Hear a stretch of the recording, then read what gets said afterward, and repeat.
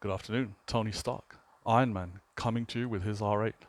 Or, well, you certainly feel like it. In reality, though, my AKA is 𝗖𝗨𝗦𝗧𝗢𝗠 from Audio Direct, and we've got this beautiful Audi R8 with us today. The Spyder, the one Spyder that everyone looks forward to seeing. Beautiful car in this color combination of white over red.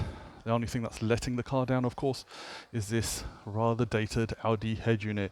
No Bluetooth music, no Google Maps, no Waze, no YouTube, no nothing, to be honest. So we've got to take it upon ourselves because this particular vehicle has the Bang Olufsen upgraded audio, and it sounds really good. The car does sound good. Now what we need to do is add a bit of connectivity and infotainment to this R8 Spyder, which we will do courtesy of a custom carbon fiber frame. Swap out the head unit. Probably going to go for an Alpine or a Pioneer, one of the highest end wireless CarPlay, wireless Android Auto units, and transform Tony Stark's car. Looking forward to this one for sure.